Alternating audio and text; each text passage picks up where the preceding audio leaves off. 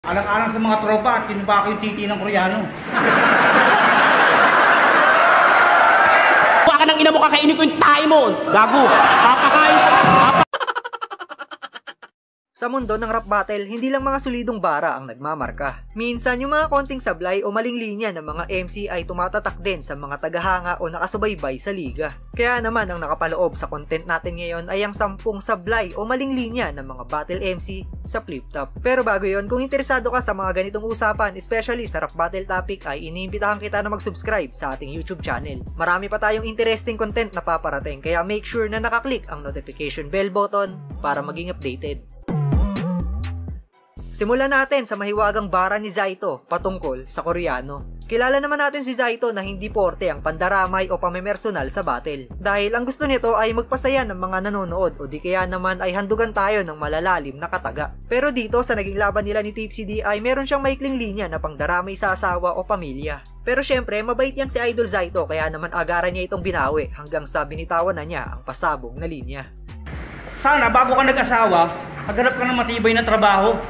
Hindi yung konting kalamlang ng sikmura, pahig kang tirahin siya ng Arabo. Ang sakit habang iniisip mo, baka malaki pa sa titi ng kabayo. Pero hindi, alam mo ba ako? Alang-alang sa mga tropa at kinubaka yung titi ng Koreano.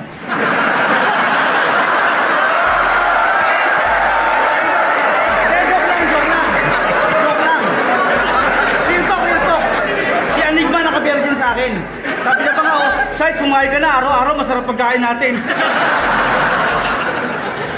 Noong naglaban si Doc Pau at Lip Cram, isa sa anggulo ni Doc Pau ay yung maling pangalan na nabanggit ni Lip Cram sa nakaraang laban niya. Okay naman yung pagkaka-expose sa linya at naging mabenta ito. Ang problema lang, yung mismong armas na ginamit niya ay yun din pala yung susugat sa kanya. At nung Secret Battles, may linya tong di ko makalimutan. Sa pagbanggit niya ng pangalan, pati si Enigma, naparibat na sa kanyang kabobohan. Alam mo na kagad, sir, naalala mo yung sinabi nito, bawat gameplay ko may highlights, mala Nestor asay tono. Bawat gameplay ko may highlights, mala Nestor asay tono. Puki ng ina ka, who the fuck is Nestor asay tono?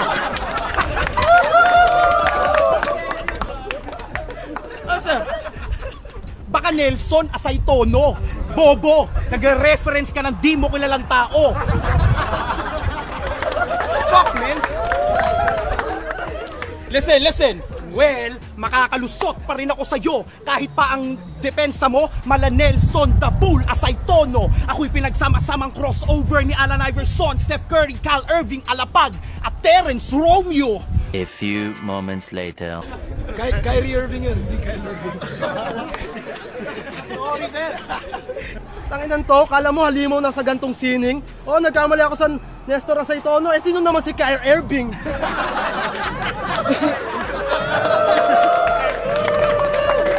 Kaya Jay, tanggapin mo yung pagkatalo. Patawarin mo ako, Lebron, sorry. Panalo na ako dito na parang Warriors at yung magiging standing ko, yung jersey number, Stephen Curry. Hindi ko na kailangan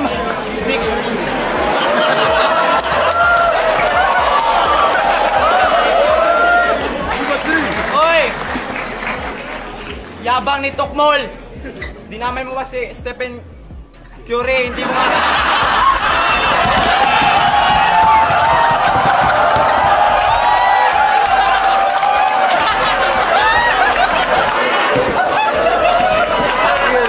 Sa puwet mo ihaalek, pare. Gusto mo mag-disappear?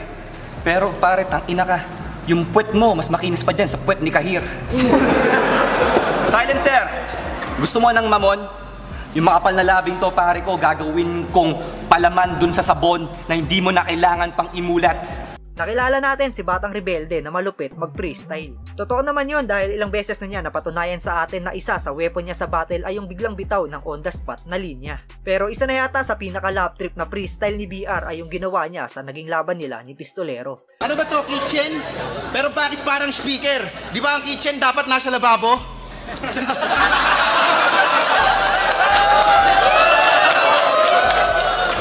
Pumapalakpak sila kahit kanina pa kita ginagago. Kasi alam mo totoo, kinain mo yung nanay ko. Kaya palang baho mo. Subukan, sa susunod na Sorry, mama. I love you, mama. Shout out sa mama ko. Yung mama ko, mahal na mahal ko noon. Lagi akong pinagtitimpla noon ng padede. Kaya hanggang ngayon, batang rebelde eh.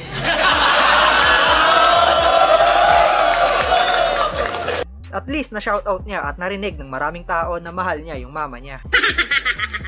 Di na to basta-basta puro di na to basta dam sa puro lakatangahan pinapair nyo ka ba o talaga kung madali lang sa inyo ginagawa kong ganito kung sige nga gawin nyo nga itong dalawa lingka, bingka, mima, na kukuhin na ka ng ganong pare lang, ang gulo mo! Pukin na, sutukan!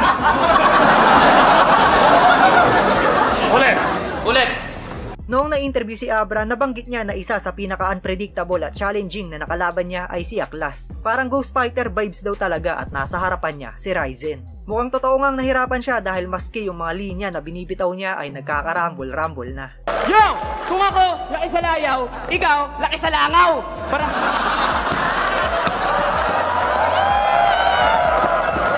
Kung ako, laki sa langaw, ay kung ako, laki sa layaw, kingina mo, nadidistract lang ako sa hininga mo! Sinungaling ka, batas! Puro ka buladas, hindi ka mapupunta sa taas kasi liars go to jail. Liars go to hell.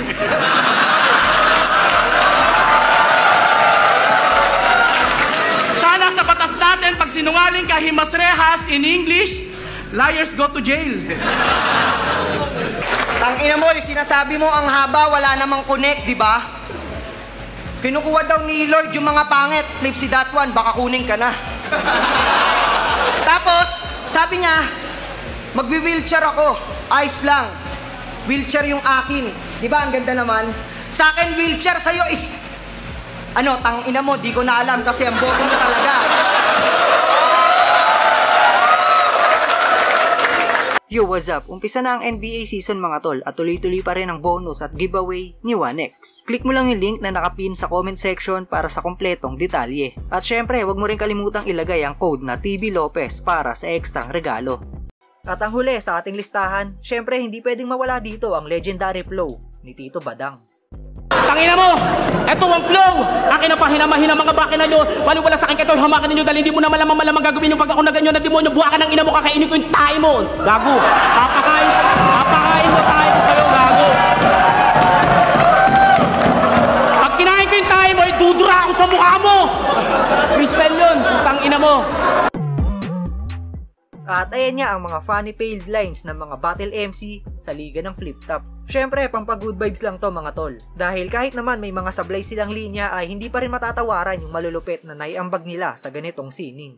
Pero kayo ba mga tol, kaninong linya ang pinaka-lap trip para sa inyo? At may naalala pa ba kayo na ganitong senaryo? Pwede nyo yan i-comment sa ibaba para maisama natin sa part 2. Hanggang dito na lang yung video natin mga tol. Salamat palagi sa walang sawang pagsuporta.